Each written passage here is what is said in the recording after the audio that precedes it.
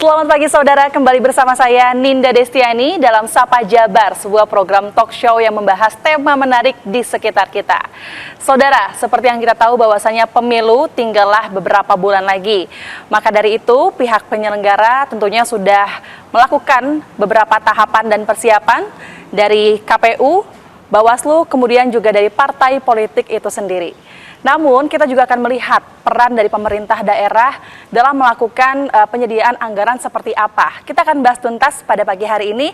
Tentunya bersama narasumber kita pada pagi hari ini ada Bapak Sugianto Nangolah selaku anggota DPRD Jawa Barat sekaligus Wakil Ketua Komisi 3 DPRD Jawa Barat. Selamat pagi Bapak. Selamat pagi. Apa kabar Pak? Alhamdulillah sehat. Sehat ya? Sehat. Luar biasa, harus sehat selalu. Ya. Pak, hari ini kita akan bahas tuntas mengenai kesiapan Jawa Barat menghadapi pemilu 2024 ya. Ya.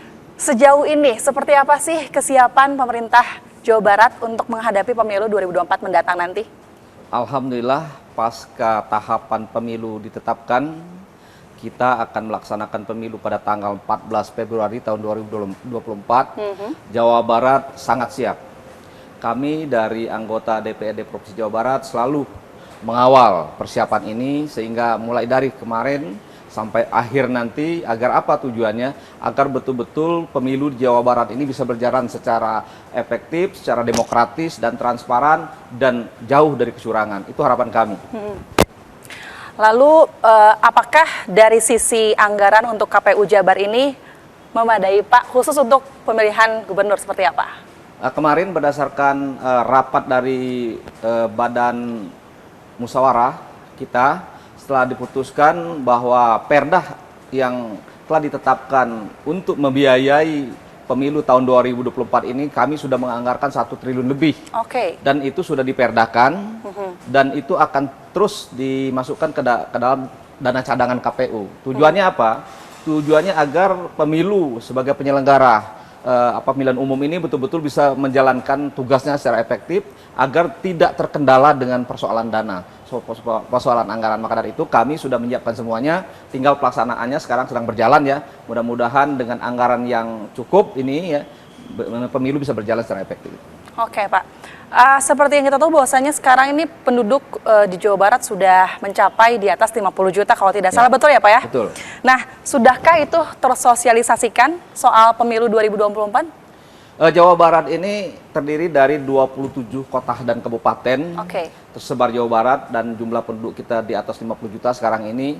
KPU dengan jaringan yang ada di semua kabupaten kota dan dibantu oleh sekarang ini banyak incumbent yang tersebar juga di beberapa kabupaten kota, ini tentu sosialisasi akan berjalan secara efektif.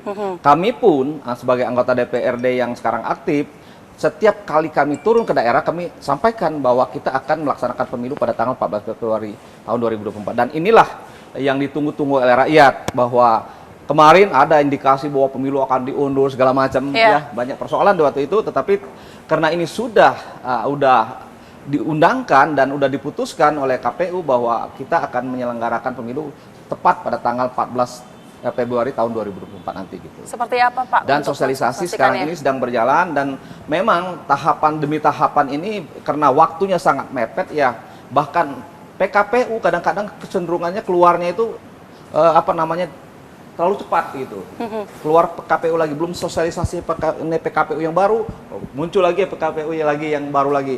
Ini akibat daripada apa? Akibat daripada tahapan begitu mepet ya.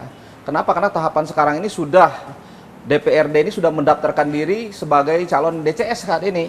Dan sekarang ini KPU sedang melakukan perbaikan persyaratan-persyaratan terhadap calon.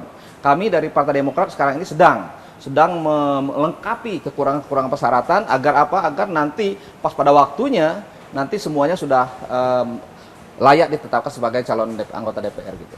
Oke, apakah ada strategi khusus sekali Pak untuk cara mensosialisasikannya? Karena kan seperti yang kita tahu Jawa Barat juga masih luas begitu ya, sangat luas dan harus terpelosok. Ya betul. Bahkan kalau kaitan dengan sosialisasi untuk pemilu ini, KPU sudah punya pengalaman tentunya ya. Betul. Karena sudah berkali-kali melaksanakan pemilu dan memang jaringan KPU pun sampai ke daerah.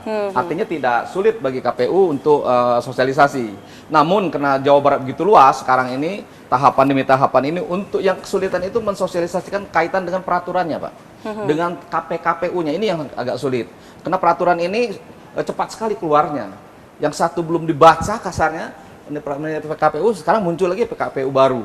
Nah, kenapa terjadi seperti ini? Nah, persoalan tadi, saya bilang tadi, kenapa? Karena terus terang aja pemilu yang kita laksanakan saat ini merupakan pemilu yang ketiga daripada pemilu yang sistem terbuka. Nah, kemarin itu kan ada wacana akan terbuka tertutup. Akhirnya ditetapkan terbuka ini, inilah yang menyulitkan KPU sendiri yang akan sosialisasi sebenarnya. Tapi harapan kami dengan waktu yang cukup ini barangkali tidak akan terkendala gitu. Oke, baik. Pak, saat ini juga sudah ramai ya soal teman-teman disabilitas juga. Ini bagaimana nih keberpihakan KPU terhadap disabilitas untuk saat ini? Nah, kami sudah menyampaikan ketika kita rapat dengan KPU bahwa memang pemilu itu harus ramah disabilitas. Dan keberpihakan KPU terhadap disabilitas wajib hukumnya. Kenapa? Karena jumlah disabilitas di Jawa Barat itu sangat banyak. Contoh, untuk pendampingan dari sisi keluarga itu harus diprioritaskan. Dan pendampingan dari penyelenggara sendiri itu harus dilakukan setiap TPS itu nanti. Agar apa? Agar disabilitas yang akan memberikan hak suaranya ini bisa berjalan dengan baik. Jangan sampai ada nanti salah karena tidak ada pendampingan, akhirnya dia salah pilih. Nah, inilah yang tidak kita inginkan, agar ke depan KPU tentu untuk kaitan dengan pelayanan terhadap disabilitas ini akan menjadi prioritas gitu. Oke, baik Bapak, kita tahan dulu. Kita akan terus melanjutkan perbincangan kita mengenai Jawa Barat kesiapannya seperti apa menghadapi pemilu 2024 setelah iklan berikut ini. Tetaplah bersama kami di Kompas TV.